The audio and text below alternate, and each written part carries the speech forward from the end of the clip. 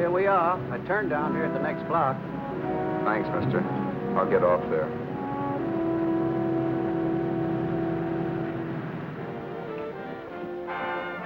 Want anything else? No.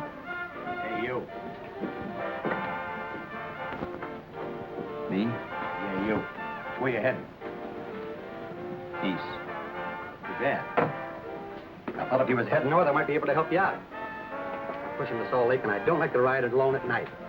I'm one of those guys that got to talk or I fall asleep. Oh. Sure, now, my partner, he's got Lou to keep him company, but I ain't got nobody at all. Where you coming from? West. Yeah, sure, I know, but where, L.A.? Maybe. I got a cousin out in L.A. You don't say. Yeah, he's been out. You're not much of a talker, are you? My mother taught me never to speak to strangers. Oh, a wise guy. So what? Okay, don't get sore. Just trying to be sociable, that's all. Hey, Glamorous. You change for a dime, will you?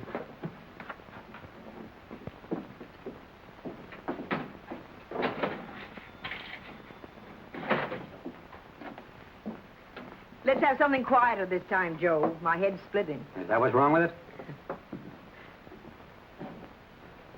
Done with your coffee?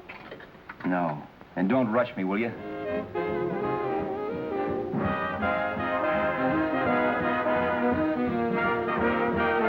Hey, turn that off. Will you turn that thing off? What's eating you now? Yeah, what's eating you? That music, it stinks. Oh, you don't like it, huh? No, turn it off. Oh, wait a minute, pal. That was my nickel, see? This is a free country. And I play whatever I wanted. Okay. Sure. And if you don't like it, you don't have to listen to it. And you can leave here anytime you want to. Okay. I'm sorry I asked. First good piece played tonight and you don't like it. Some people just ain't got any good taste.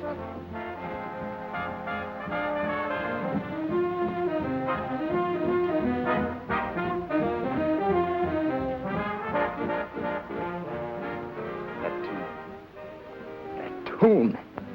Why was there always that rotten tune? Following me around, beating in my head, never letting up. Did you ever want to forget anything? Did you ever want to cut away a piece of your memory or blot it out? You can't, you know. No matter how hard you try. You can change the scenery. But sooner or later, you'll get a whiff of perfume or somebody will say a certain phrase or maybe hum something. Then you're licked again. I can't believe that you're in love with me. I used to love that song once. So did the customers back in the old Break of Dawn Club in New York. I can't remember a night when I didn't get at least 3 requests for it. Sue, she was always selling it, too. Those were the days.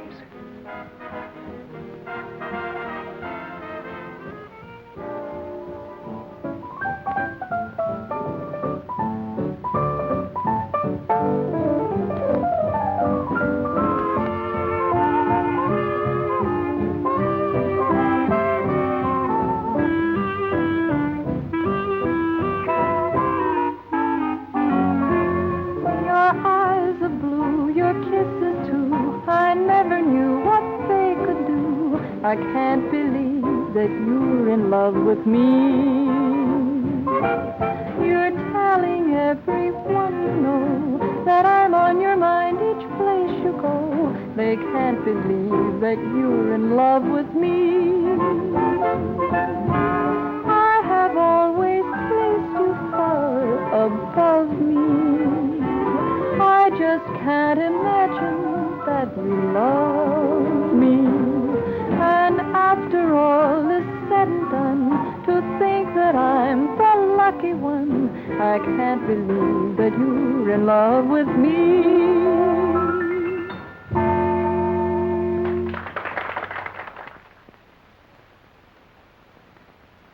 It wasn't much of a club, really. You know the kind. A joint where you could have a sandwich and a few drinks and run interference for your girl on the dance floor. I pounded the piano in there every night from 8 until the place closed up, which usually meant 4 in the morning. A good job as jobs went in those days. Then, too, there was Sue, who made working there a little like working in heaven. But how we felt about each other, well, there was nothing very unusual in that. I was an ordinary healthy guy, and she was an ordinary healthy girl. And when you add those two together, you get an ordinary healthy romance, which is the old story. Sure. But somehow, the most wonderful thing in the world.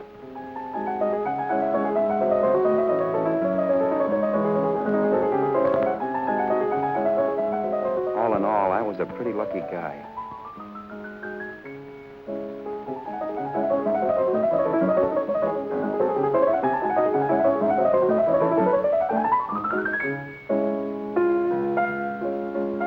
Mr. Paderewski, I presume. It's beautiful. You're going to make Carnegie Hall yet, Al? Yeah, as a janitor. I'll make my debut in the basement. I don't blame you for being bitter, darling, but you mustn't give up hope. Why, someday... Yeah, someday. If I don't get arthritis first. In the meantime, let's blow this trap.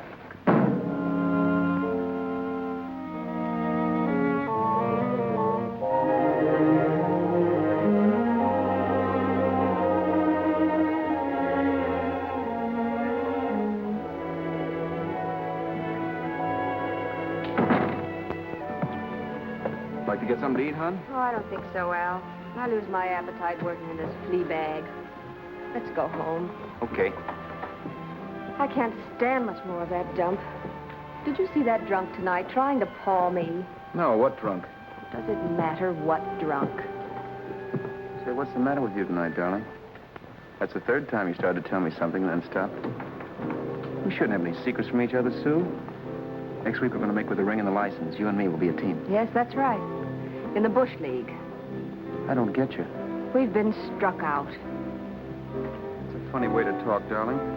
Don't you want to marry me? Al, look, I love you. You know I do, and I want to marry you.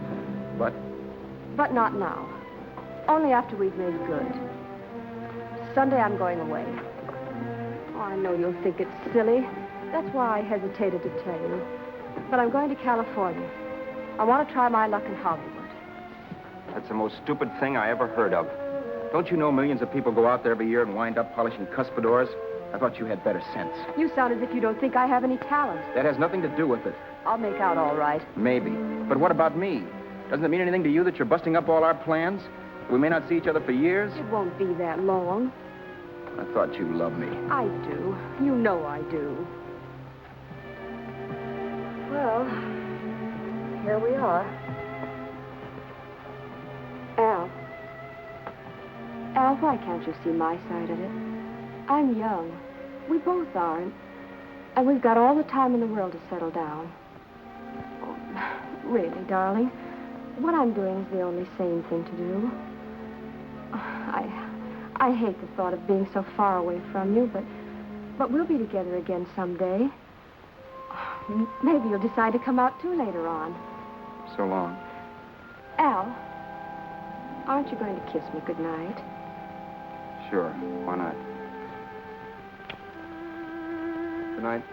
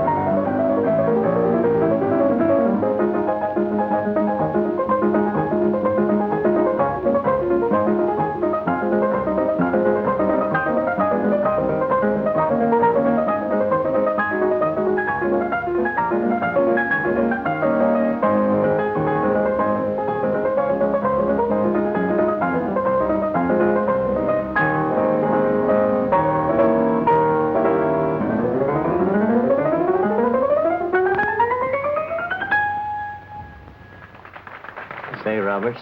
You hit the jackpot this time. $10. Thanks.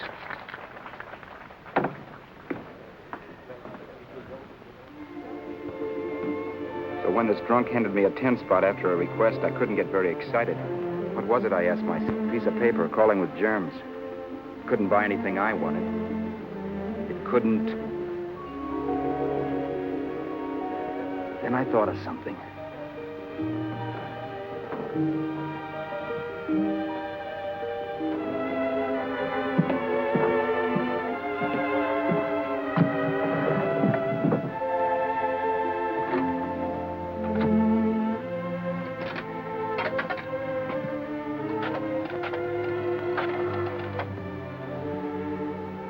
Long distance.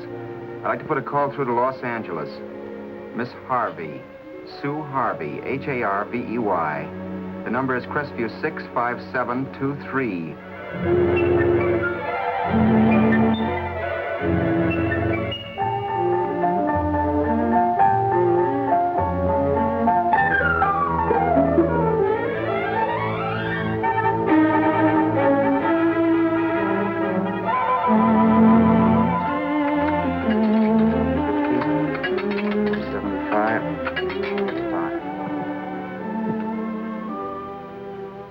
Hello, Sue?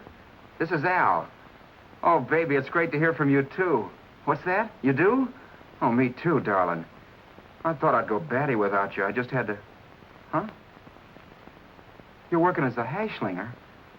Gee, honey, that's tough. Those guys out in Hollywood don't know the real thing when it's right in front of them. You just stick it out, Sue, baby. Keep those casting offices. I'm sure you'll click. Look, I'll tell you what. You stay put out there, I'll come to you. No, don't try to stop me. Just expect me. Train? Who knows? Train, plane, bus, magic carpet. I'll be there if I have to crawl. If I have to travel by pogo stick. And then, let's get married right away, huh? That's the stuff. That's what I've been wanting to hear you say. Well, goodbye for now. I'll be seeing you soon. Yeah. Bye.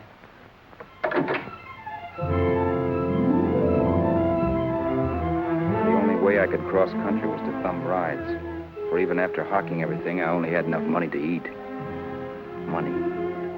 You know what that is. It's the stuff you never have enough of. Little green things with George Washington's picture that men slave for, commit crimes for, die for. It's the stuff that has caused more trouble in the world than anything else we ever invented. Simply because there's too little of it. At least I had too little of it. So it was me for the thumb.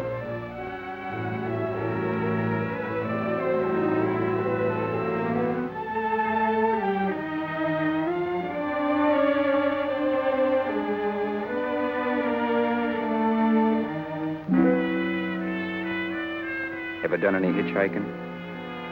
It's not much fun, believe me. Oh, yeah, I know all about how it's an education, how you get to meet a lot of people and all that. But me, from now on, I'll take my education in college, or in PS 62, or I'll send $1.98 in stamps for 10 easy lessons.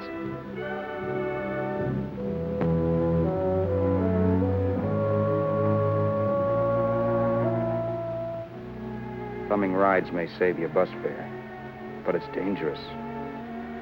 You never know what's in store for you. You hear the squeal of brakes. If only I had known what I was getting into that day in Arizona. Here, throw that in the back seat. Okay, let's go. Make sure that door's closed.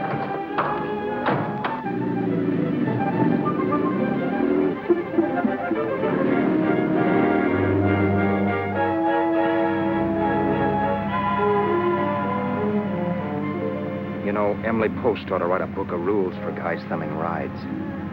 Because as it is now, you never know what's right and what's wrong. We rode along for a little while, neither one of us saying anything. I was glad of that. I never know what to say to strange people driving cars. Then, too, you can never tell if a guy wants to talk. A lot of rides have been cut short because of a big mouth.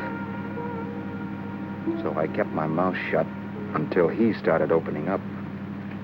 Hand me that little box in the compartment, will you, pal?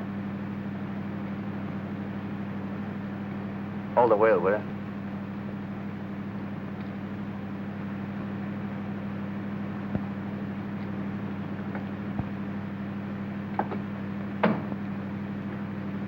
How far are you going? L.A. Well, you're really traveling, aren't you? Yeah, but I don't expect to make it for a couple of years at the rate I've been promoting rides. Not much luck, huh? Sure, all bad. Not many people stop for a guy these days. Afraid of a stick-up, maybe. Well, you can't blame them. Where you coming from? New York? Well, New York. You're in luck this time. I'm going all the way. Right through to Los Angeles. You drive a car? Sure. Whenever you're tired, let me know. I'll holler. I guess at least an hour passed before I noticed those deep scratches on his right hand. They were wicked. 3 puffy red lines about 1/4 of an inch apart. He must have seen me looking at them because he said, Beauties, aren't they? They're gonna be scars someday. What an animal. whatever it was, it must have been pretty big and vicious to have done that. Right on both counts, New York. I was tussling with the most dangerous animal in the world. A woman. She must have been Tarzan's mate. Looks like you lost the bout. Certainly wasn't a draw. You know, there ought to be a law against dames with claws. Yeah. I tossed her out of the car in her ear. Was I wrong? Give a lift to a tomato, you expect it to be nice, don't you? Yeah. After all, what kind of dame's son rides? Sunday school teachers? Yeah. A little witch. She must have thought she was riding with some fall guy. And me, who's been booking horses around racetracks since I was 20. I've known a million dames like her. 2 million. Yeah. Stopped the car, opened the door. Take it on the Arthur Duffy, sister, I told her. That's the stuff. As that was done, huh? But if you want to see a real scar, brother, get a load of this. I got that one dueling. Dueling? Yeah, we're just kidding, of course. My dad owned a couple of Franco-Prussian sabers. Kept them on the wall for decorations. Well, one day, another kid and I took them down when the old man wasn't around. Had a duel. He got me in the arm here. Pretty mean cut. Infection set in later. Yeah, I can see that. Now, give me that box again, will you? Yeah.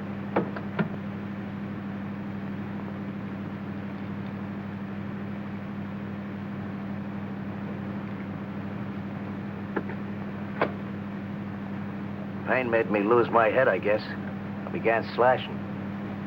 Before I knew it, I'd put the other kid's eye out. That was tough. Well, it was just an accident, of course. But you know how kids are. I got scared and decided I was going to run away from home. Old man almost caught me when I was packing my duds. The bloody rag I had wrapped around my wrist hadn't caught his attention. You'd seen the bundle for sure. But I beat it when he was phoning for a doctor. That was 15, 16 years ago. I haven't been home since. Pull in there for a bite of something, huh? a bite or something. Brother, was I hungry. I hadn't had anything in my stomach for hours. Yet even with that gnawing in the pit of my belly, I didn't want to be in too big a rush to put on the feed bag. First, I had to make sure this guy knew the score. If I got him down on me, it was goodbye ticket to Hollywood. I'll wait out here for you, mister. If it's the money, don't worry about paying for it. This time it's on me. Well, that's white of you, Mr. Haskell, think nothing of it. You make your first million, maybe you can do the same for me. Come on, New York. I gotta make the West Coast by Wednesday. There's a horse running at Santa Anita named Parrot Bicycle. Means dough to me if I'm on him. We'll make it all right. He did most of the talking during the half hour we were in the place. I ate. He rambled on about his old man, whom he hadn't heard from since he ran away as a kid. And how he happened to become a bookie. And then all about how he got rooked in Miami. One race, 38 grand. They cleaned out my book. How do you like that? That was tough luck. Yeah, and I'm supposed to be the smart guy. Well, you just wait. I'm going back to Florida next season with all kinds of jack. And you watch those stinkers run for cover. Want anything else? No, thanks. I've had plenty.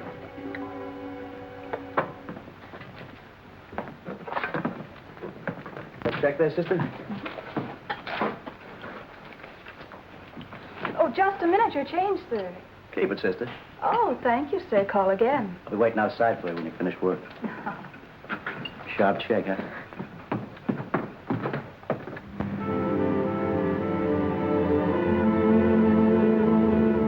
I drove all that night while Haskell slept like a log. After a while, I began to get sleepy myself. I was happy, though. Soon I'd be with Sue again. The long trip was practically over, and there'd be no more hoofing it down the concrete. I began to think of the future, which couldn't have been brighter if I'd embroidered it with neon lights.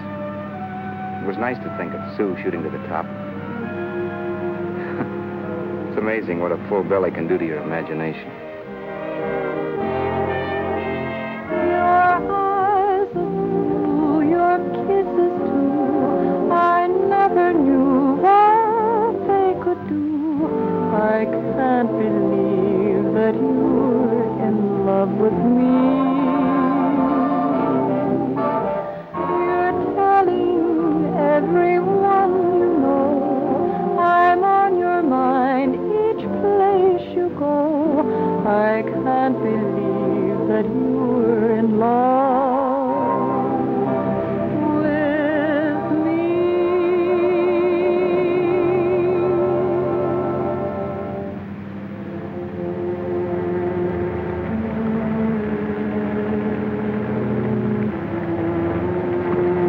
Mr. Haskell?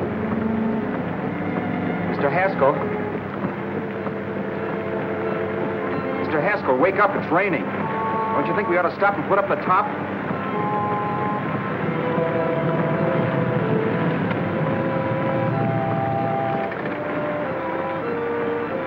Mr. Haskell, I'm going to put up the top.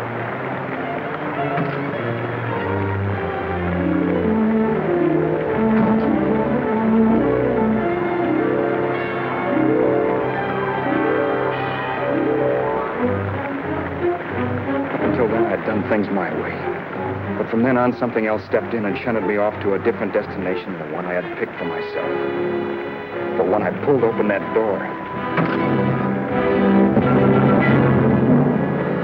Mr. Haskell, what's the matter? Are you hurt?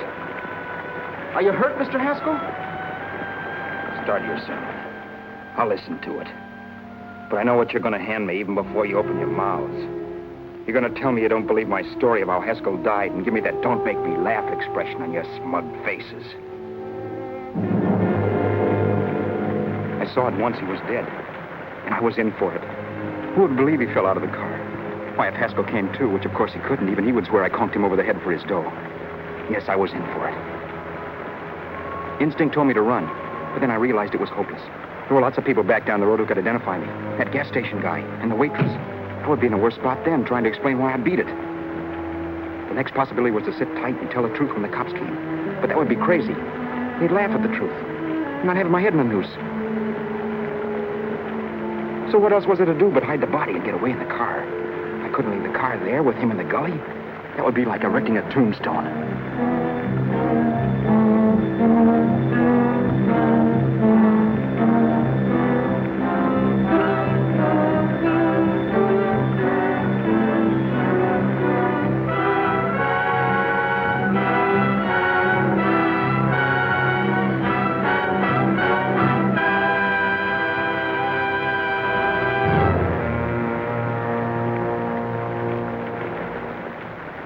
My idea was to cover him with brush, not to rob him.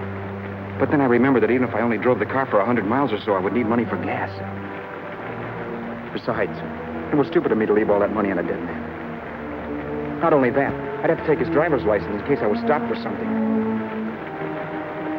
I didn't like to think about it, but by that time I'd done just what the police would say I did, even if I didn't. My clothes. The owner of such an expensive car would never be wearing them. Some cop might pull me in on suspicion.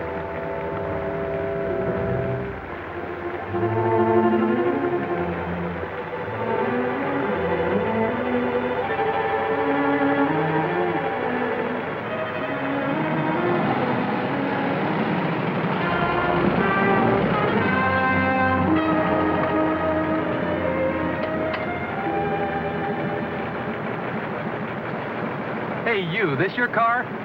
Don't you know better than to leave a car with the wheels halfway in the middle of the road? That's the way accidents happen. I'm sorry, officer. I was just putting up my top. I didn't think. Well, the next time, think. I'll let you go now, but watch your step in the future. I know that's a lonely stretch, but cars come by here once in a while, and we have plenty of crack-ups. Thanks, officer.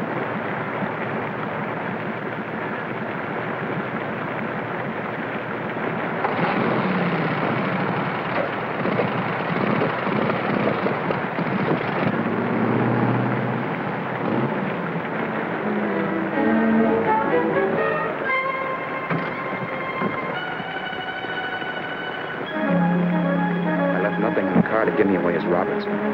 If they found a dead man in the gully now, it would be me.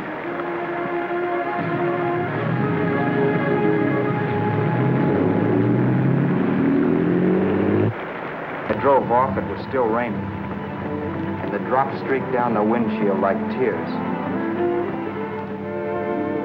I kept imagining I was being followed and that I could hear sirens back in the distance. Just how long it took me to cover the 60-odd miles to the California state line, I don't know. I lost all track of time. But the rain had stopped and the sun was up when I pulled up to the inspection station. Hello? Carrying any fruits or vegetables? No. Any livestock or poultry? No. I'd like to see your registration and driver's license, please. Anything in the baggage compartment? This baggage. Charles Haskell, Jr., age 30, brown eyes, dark hair. Identifying marks, none. Are you Charles Haskell, Jr.? Yes. Well, remember, if you're employed and you stay over 30 days, you take out California plates. All right, officer, but I'll only be in the state a short while. Right, you can go now.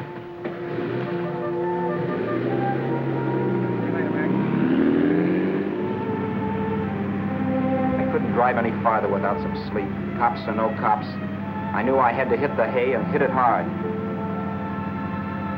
I was dead tired.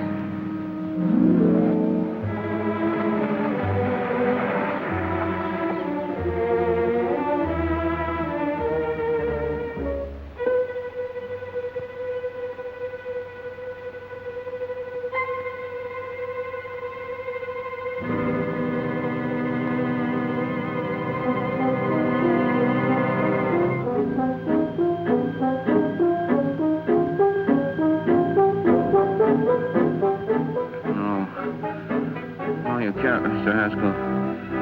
No.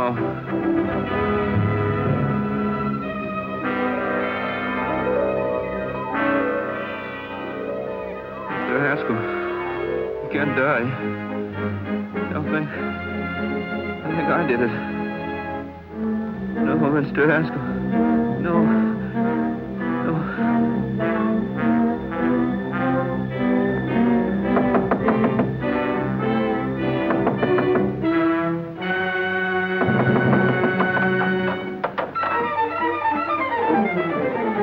Who's there? It's the maid. Can I come in and clean? Later. In a half hour. All right, sir.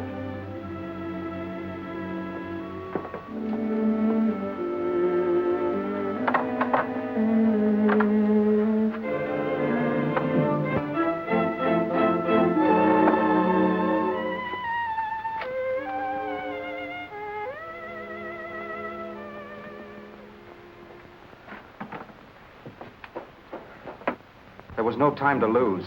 Every minute I had to be Charles Haskell was dangerous. And I'd have to be Charles Haskell until I got to some city where I could leave the car and be swallowed up.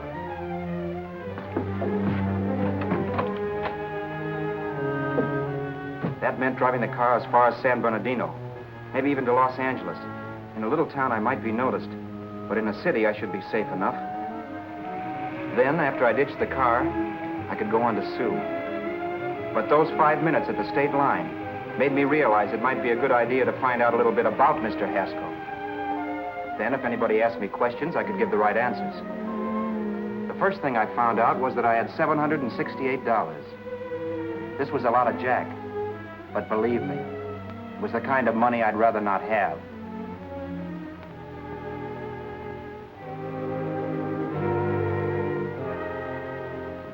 And then I found out from a letter Haskell was carting around in his bag that he wasn't the open-handed, easygoing big shot who went around buying dinners for strange hitchhikers. Before I got done reading it, I saw him more as a chiseler. It was written to his old man in California, the one he hadn't seen in so many years. In it, Haskell posed as a salesman of hymnals, of all things.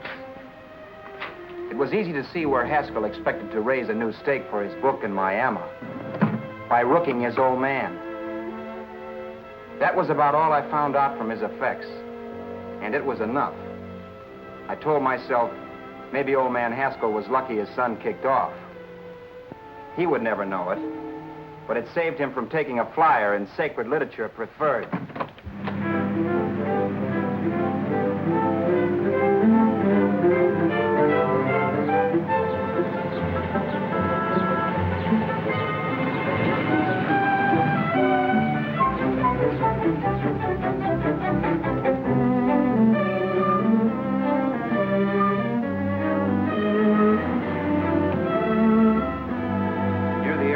Desert center, I pulled up for water.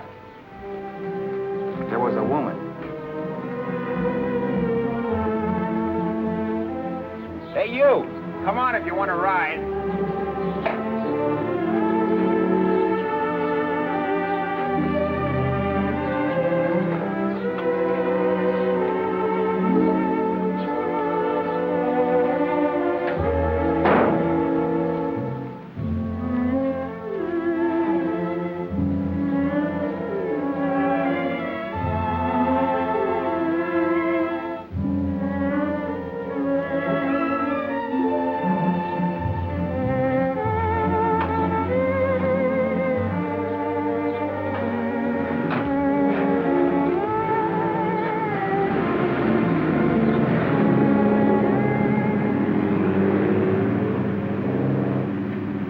How far are you going? How far are you going? That took me by surprise, and I turned my head to look her over. She was facing straight ahead, so I couldn't see her eyes. But she was young, not more than 24. Man, she looked as if she'd just been thrown off the crummiest freight train in the world. Yet, in spite of this, I got the impression of beauty. Not the beauty of a movie actress, mind you, or the beauty you dream about when you're with your wife, but a natural beauty. A beauty that's almost homely because it's so real. Then suddenly she turned to face me. How far did you say you were going? Los Angeles. L.A.? L.A.'s good enough for me, mister. That's what I was afraid of. What'd you say? Oh, nothing, just thinking out loud. People get in trouble for doing that. What's your name? You can call me Vera if you like. You live in Los Angeles? No. Where are you coming from? Oh, back there. Needles? No. Oh, sure, Phoenix. You look just like a Phoenix girl. Are the girls in Phoenix that bad? The girl must have been pretty tired because she fell asleep not 20 minutes after she stepped into the car. She lay sprawled out with her head resting against the far door, like Haskell. I didn't like that part of it much, but I didn't wake her up. It wasn't that this girl still worried me. I'd gotten over that funny feeling I had when she looked at me, which I put down as just my jangled nerves. With her eyes closed and the tenseness gone out of her, she seemed harmless enough. And instead of disliking her, I began to feel sorry for her. The poor kid probably had had a rough time of it. Who was she, anyway? And why was she going to Los Angeles? And where'd she come from in the first place? The only thing I knew about her was her name. Not that it made any difference. A few hours more and we'd be in Hollywood. I'd forget where I parked the car and look up Sue. This nightmare of being a dead man would be over. Who this dame was, well, it was no business of mine. Where did you leave his body? Where did you leave the owner of this car? You're not fooling anyone. This buggy belongs to a guy named Haskell. That's not you, mister. You're out of your mind. That's my name, Charles Haskell. I can prove it. It's my driver's Save license. yourself the trouble, mister. Having Haskell's wallet only makes it worse. It just so happens I rode with Charlie Haskell all the way from Louisiana. He picked me up outside of Shreveport. You rode? You heard me. Then it all came back to me. All the talk about dueling and scars and scratches. There was no doubt about it. Vera must be the woman Haskell had mentioned. She must have passed me while I slept. Well, I'm waiting. My goose was cooked. She had me. That Haskell guy wasn't dead yet. He wasn't stretched out stiff and cold in any Arizona gully. He was sitting right there in the car, laughing like mad while he haunted me. Well? There was nothing I could say. It was her move. Vera, whatever her name was, it was just my luck picking her up on the road. It couldn't have been Helen, or Mary, or Evelyn, or Ruth. It had to be the very last person I should ever have met. That's life. Whichever way you turn, fate sticks out a foot to trip you.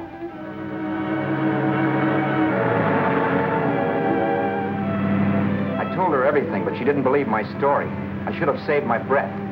That's the greatest cock and bull story I ever heard. So he fell out of his car. Say, who do you think you're talking to, a hick?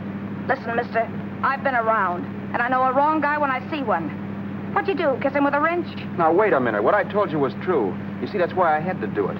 You think I killed him. Well, the cops would have thought so, too. Yeah, well, maybe they still think so. What makes you so sure I'll shut up about this? Vera, I'm innocent. Give me a break. Won't do me any good having you benched.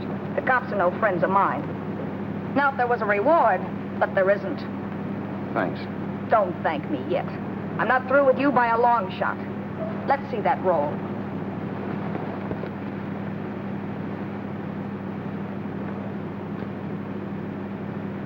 Is that all, Haskell? Isn't it enough? No, I thought he had more. Not that I know of. You can search me. You think I'm holding out on you? Well, maybe I will at that. He told me he was going to bet $3,000 bicycle on Wednesday at Santa Anita.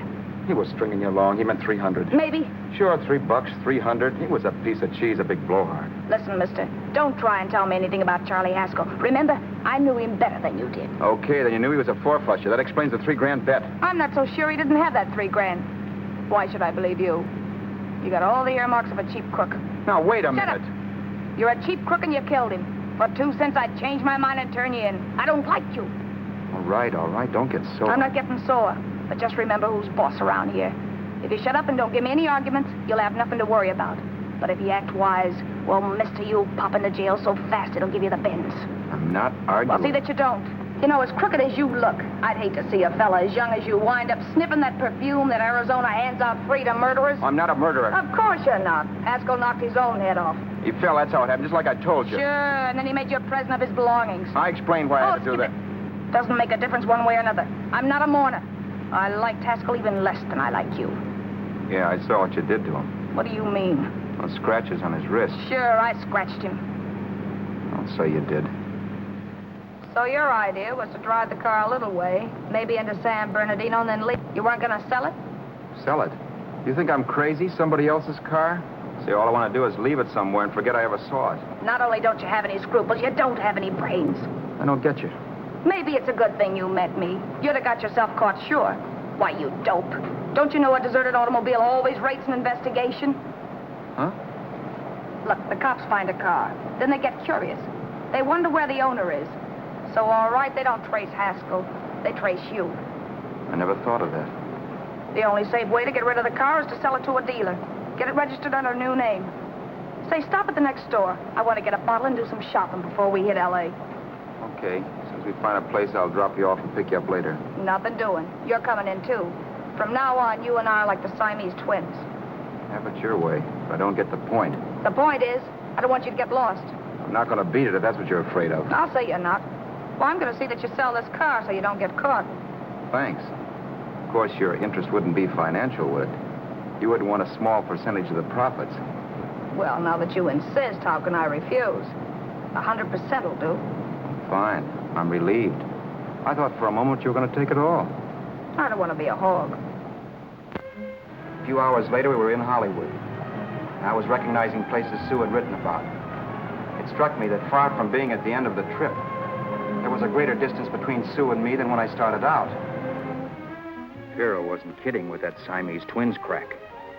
She rented a little apartment as Mrs. Charles Haskell. When I objected to this, she explained that it was on account of the car.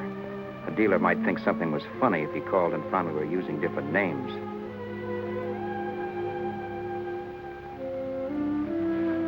Home, sweet home. Yeah. Not bad, either.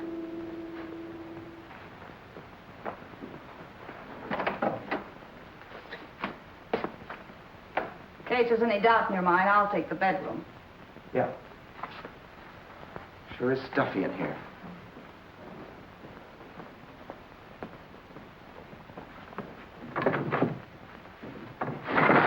Keep the window shut. Okay. The old crow downstairs said there's a folding bed behind this door.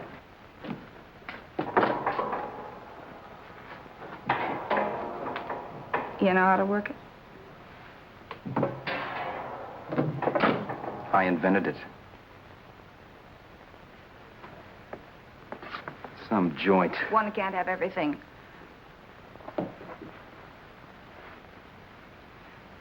I'm first in the bathtub. I don't know why, but I figured you would be.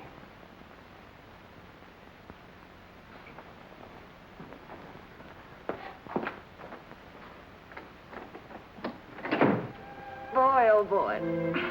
Sure feels good to be clean again. I must be 10 pounds lighter. You must be. Well, hitching rides isn't exactly the way you keep your schoolgirl complexion. I wish that guy with the sacks would give up. Gets on my nerves. Forget it. Have a drink. Aren't you afraid I might take you up on it?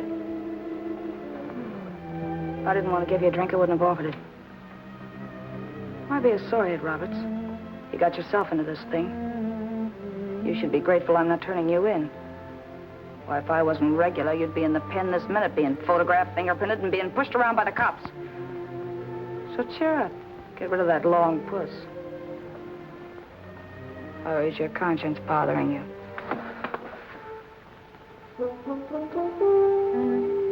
No. It isn't. Swell. That's the spirit. He's dead and no moment around will bring him back. Anyway, I never could understand this worrying about something that's over and done with. Now, look, Vera, for the last time, I didn't kill him. Haskell was a sick man. Maybe he was dead before he fell out of the car. I don't know. Sure. He died of old age. All right. So if it'll make you sociable, you didn't kill him.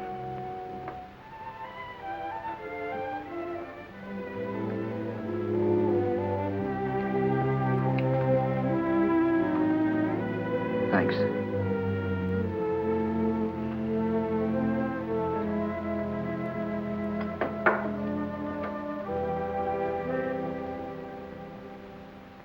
We're out of liquor, Roberts. Yeah. Too bad. I felt like getting tight tonight. Well, I think you succeeded. Am I tight? As a prima donna's corset. That's good. I wanted to get tight. Why? What have you got to get tight about? Oh, I don't know. A few things. You should have my worries. If I had your troubles, I'd stay sober. And I've got the key to that door. Yeah. Maybe you're right. I'm always right. You know, I don't like your attitude, Roberts. Well, there's a lot of things I don't like. Sure. But life's like a ball game. You gotta take a swing at whatever comes along before you wake up and find it's the ninth inning. I bet you read that somewhere. That's the trouble with you, Roberts. All you do is bellyache. Could have taken it easy and, well, trying to make the best of things. But maybe that's what's wrong with the whole world. Get the professor. People knock themselves out trying to buck fate. Now, take you, for instance. You're lucky to be alive. Why, suppose Haskell had pulled open your door. You'd be playing a harp now. Think of that. You think of it. I'm tired of thinking. There's plenty of people dying this minute. I would give anything to trade places with you. I know what I'm talking about. I'm not so sure. At least they know they're done for. They don't have to sweat blood wondering if they are. Your philosophy stinks, pal. We all know we're going to kick off someday. It's only a question of when. But what got us on this subject anyway? We'll be discussing politics next. Yeah. Where'd you hide the butts? On the table, sucker.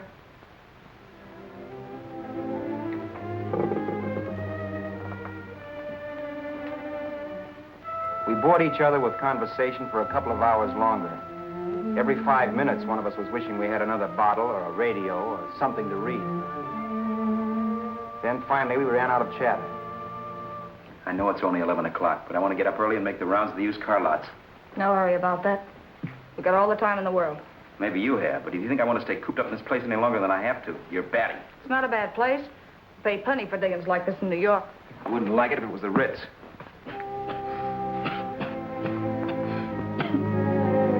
got any liquor. You got a mean cough. Want to do something about it. I'll be all right. That's what Camille said. Nobody you know. Wasn't that the dame that died of consumption? Yeah. Wouldn't it be a break for you if I did kick off? You'd be free with all Haskell's dough and car. I don't want to see anybody die. Not even me. Especially not you. One person died of me. If you did, well, that's all I need. You don't like me, do you, Roberts? Like you. I love you. My favorite sport is being kept prisoner. After we sell the car, you can go to blazes for all I care, but not until then.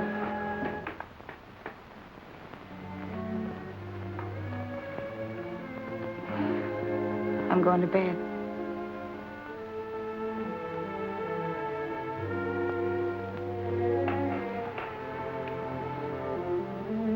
Good night, Roberts. Don't try and sneak away during the night. All the doors are locked. Anyway, if I find you gone in the morning, I'll notify the police. They'll pick you up. Don't worry, I know when I'm in a spot.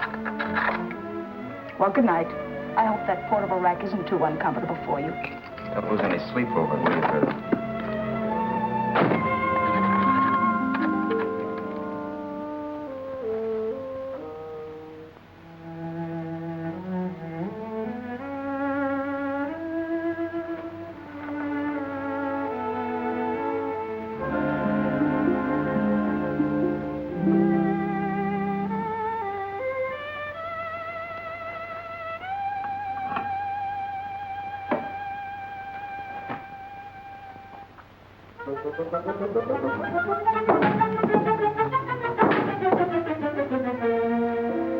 Crisview. 6, 5, 7, 2, 3. Hello? Hello? Hello? Hello?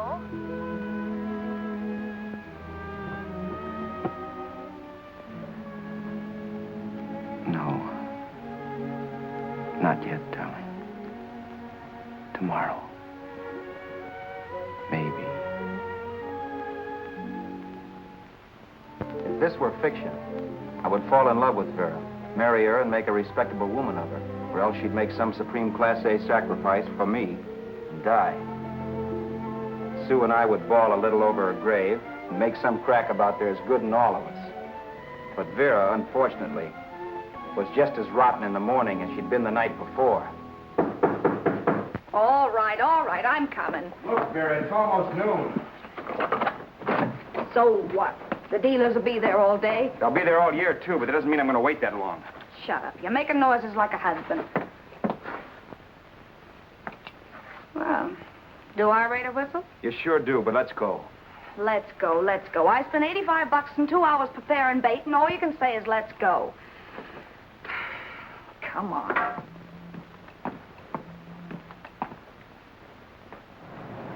We passed a few used car lots last night down this way. What do you think we can get for this heap? I don't know. Plenty. You just let me handle everything. Think we can get $2,000? I don't know, but don't worry. I'll squeeze as much out of this guy as I can. If I let it go cheap without a fight, he might think we've stolen the car. And listen, don't make any slips and call me Roberts. That'll cook us. I don't need you to tell me that. You better just sit by and keep your mouth closed. Remember, we're both in the soup if anything happens. Forget it and drive. You're my wife, Vera Haskell. Look, after the deal's closed, let's go back to that place on Hollywood Boulevard where I saw the fur jacket. I want to buy it. After the deal's closed, I'm saying goodbye to you. That's right, I forgot. I guess I'm getting kind of used to you. Well, that's a habit you could start breaking. Let's try this place in the middle of the block.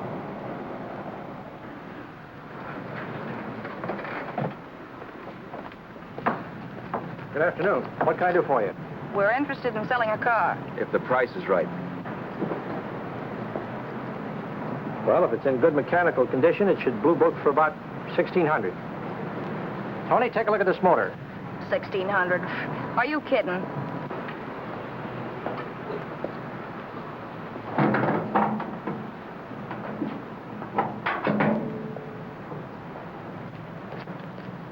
Well, maybe 1850. Before I let it go for 1850, I'll wreck it and collect the insurance first.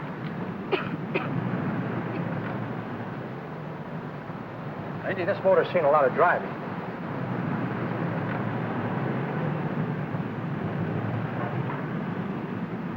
While the mechanic inspected the car, we haggled. At last, when we were all worn out, we hit a compromise. His price. Okay, it's a deal. All right, come in. We'll sign the papers. I have the ownership papers right here with me. Look, Vera, in the meantime, will you clean out the dash compartment? There may be some stuff in it. All right, darling. $1,850. That dirty crook.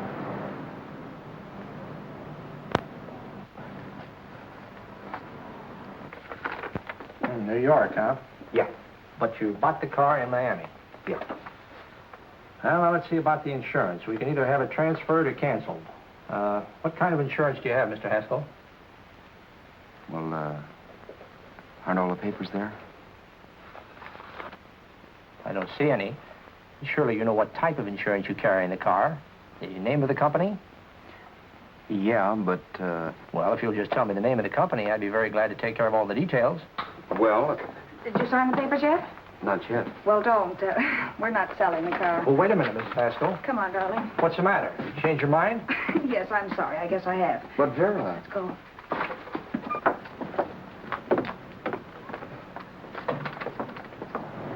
You got me out of a tight spot, Vera. But I still don't understand all this. You will in a minute. I almost threw away a gold mine. 1850 isn't to be sneezed at. The car doesn't book for as much as I thought. We're not selling the car. You want to keep it. Now, wait a minute, Vera. You said yourself I wouldn't be safe until the car was in someone else's name. I'd like to be free of this mess when I go. That's just it, Roberts. You're not going. There's a drive-in at the next corner. Pull in there and we'll get a bite to eat. And I'll explain. What is this, another one of your brilliant ideas?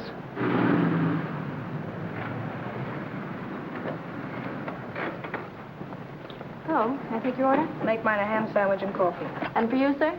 Oh, I don't care. The same. Thank you.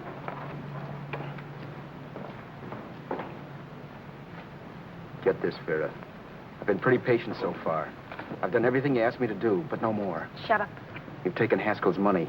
And you can have the dough we get from selling the car, but you're not going to keep me a prisoner. It's a good thing I bought the paper. Take a look at that. Vera, I'm in no mood. Read that.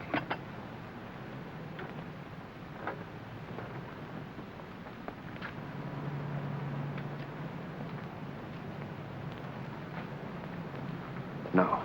Yes. No, I won't do it. Yes, you will. You think I'm crazy? It's impossible, I tell you. Excuse me.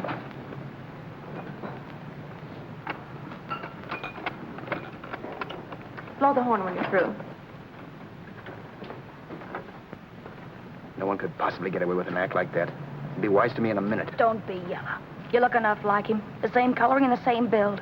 See how his clothes fit you? No kidding, you almost had me fooled for a while. Oh, grow up, Vera. Don't you think a father knows his own son? And there must be other relatives. The father won't have to know you. We'll wait till he gives up the ghost. He's an old geezer and he won't pull through. And as far as other relatives are concerned, they haven't seen you in 15 or 20 years. Eat. I'm not hungry. And I won't do it. It's not as tough as it sounds. Remember, you've got all kinds of identification. His car, letters, license. I could never get away with it. It's the stupidest thing I've ever heard. The old boy has scads of dough. Look in the paper there. Personal fortune assessed at over $15 million. He'll leave plenty, I tell you. Maybe he cut off his son. How do we know? It's out, Vera. I won't have anything to do with it. I think you will. Look, Vera, I'll do anything within reason. But not that. So forget it. I'll find yourself another stooge. You sap. You'll be fixed for the rest of your life as Charlie Haskell. You can take your inheritance and go away. No more worrying about the rent, no sweating, scheming, wondering where your next meal's coming from. Think about that, Roberts. Vera, please, you're talking too loud. On this, I'm splitting 50-50 with you. Sure, why not? We're both alike, both born in the same gutter. Now, take it easy, Vera. There's people around here. You don't know what you're talking about. We'll wait till we read that old man Haskell's dead. Then you show up. Like you read in New York that he was sick. No. Suppose he doesn't die. He will. I know he will. Something tells me. But as much as I insisted I would have no part of her scheme, Vera was taking it for granted I would. Neither of us had our mind on the cards as we played that night. I knew we were just trying to kill time between newspaper editions. This was a death watch for Vera. Maybe it was for me, too. Don't you realize if I'm caught, they'll want to know where I got the car and stuff, and they'll have me on a murder charge. If you're smart, you won't get caught. I knock for 7. And if I'm caught, don't you realize you'll be out, too? 18 points. That gives me 30. How will I be out? You'll be out $1,850 we would have gotten on the car. Really, Vera, you'd be an awful chump if you threw away all that dough on a dizzy long shot. Let me sell the bus tomorrow. With the money it'll bring and what you've already got, a clever kid like you can run it up in no time. Then we'd both be in the clear. I'll be in the clear anyway. Maybe. But if I got caught, I'd get good and sore at you, you know. You mean you'd squeal? Well, no, not squeal exactly. Never mind what you meant. Even if you did tell the cops I was in on it with you, what could they do to me? They might give me the same medicine they gave you. Yeah. A rope. But I'm on my way anyhow. All they'll be doing will be rushing it. All right. But think of the $1,850 you'd lose. You'd kick yourself along the block if you ever let it get away from you. I'll take the chance. Want another drink? You're being a goon. That's the way people wind up behind the 8 ball. Once they get a few dollars, they become greedy and want more. My. Caesar. Who? You know that Roman general? He got his for being greedy. He wasn't satisfied, so the final wind-up was he took the count. A couple of days ago, you didn't have a dime. Why, you were so broke you couldn't pay cash for a postage stamp. Now you've got almost $700 with $1,850 in the offing. Take my advice. Don't try for more. I'm tired of this game. Let's have some blackjack. Play solitaire. Okay, I will if that's the way you feel about it. That's the way I feel about it. Getting sore and throwing things won't help much, Roberts. I'm really doing you a favor. I help you out of a jam by keeping my mouth shut. I show you how to make some soft money. And what thanks do I get? Thanks. Sure. Or would you rather call the cops and tell them you killed the man and stole his money? I didn't kill anybody. Yes, you did. No, I didn't. You know I didn't. All right, then. Suppose I call the cops. If you're innocent, what do you got to be scared of? Okay. Call them, you mud. Go ahead and call them, see if I care. At least they'll give me a square deal. You want me to call them? You heard me. But I'm warning you. If I'm pinched, I'll swear you were in on it. I'll say that you helped me. If I fry, I'll get even with you. You wouldn't dare. You didn't. Yeah? Then try it and see. Call them. Yeah. Okay, I will.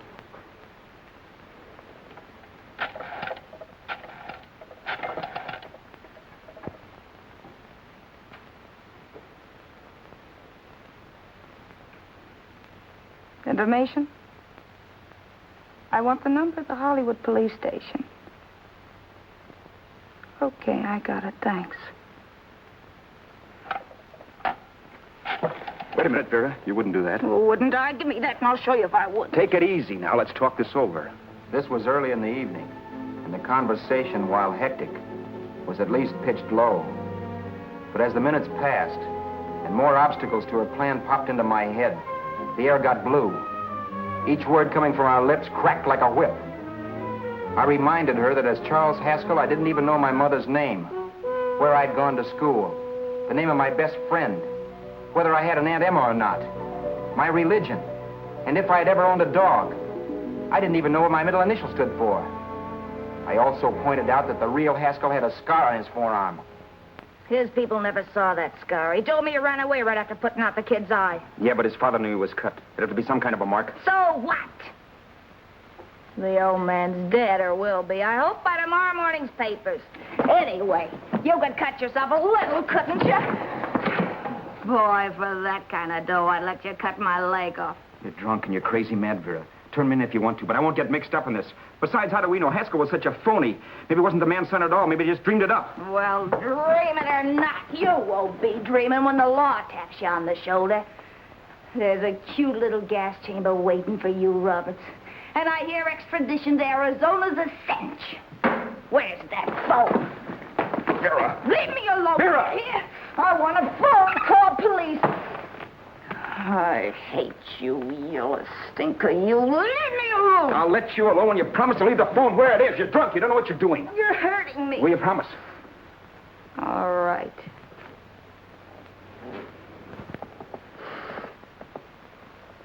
You hurt me. I'm sorry, but... And it's hot in here. Open up the window. It's not hot. Don't tell me. Now, do you do it or do I do it? You're no gentleman, see? Yeah. All right. I'll open up the window. Vera!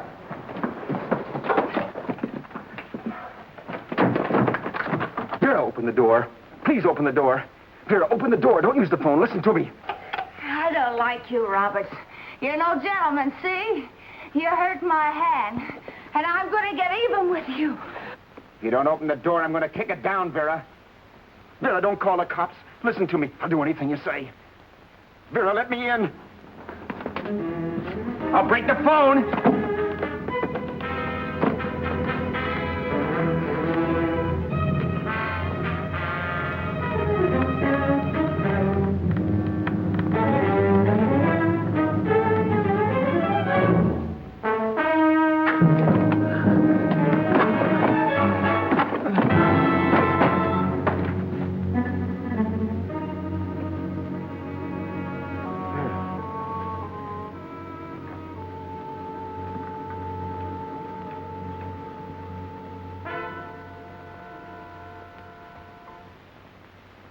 The world is full of skeptics. I know. I'm one myself. In the Haskell business, how many of you would believe he fell out of the car? And now, after killing Vera without really meaning to do it, how many of you would believe it wasn't premeditated? In a jury room, every last man of you would go down shouting that she had me over a barrel and my only out was force.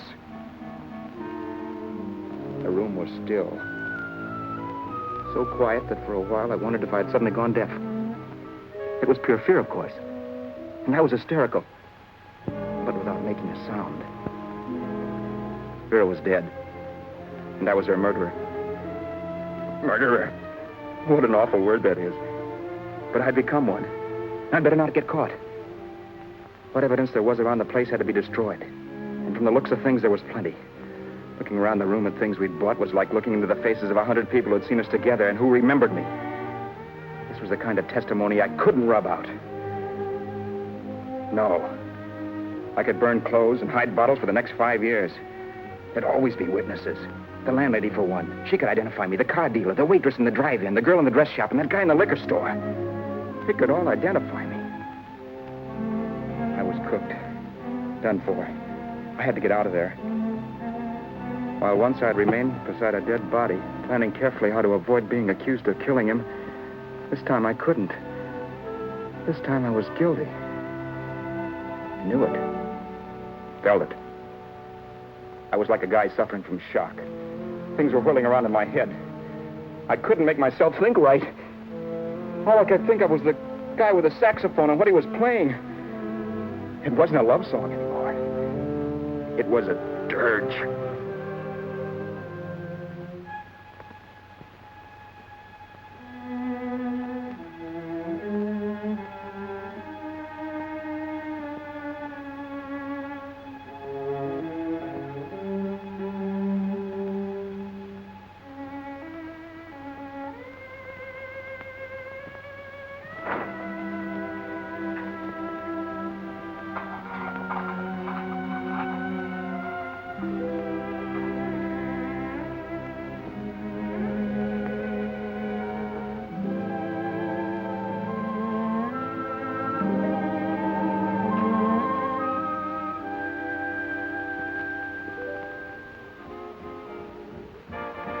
My problems weren't solved.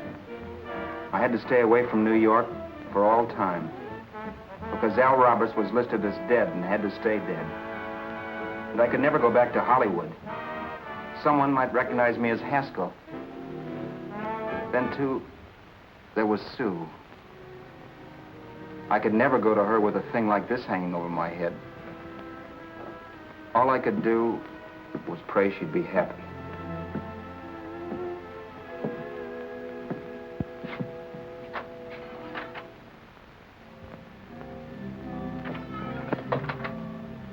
I was in Bakersfield before I read that Vera's body was discovered. And that the police were looking for Haskell in connection with his wife's murder. Isn't that a laugh? Haskell got me into this mess, and Haskell was getting me out of it. The police were searching for a dead man.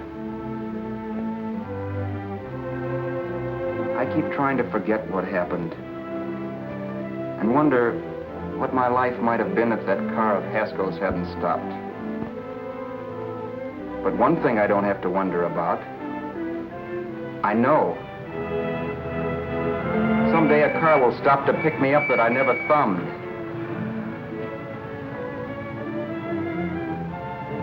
Yes. Fate, or some mysterious force, can put the finger on you or me for no good reason at all.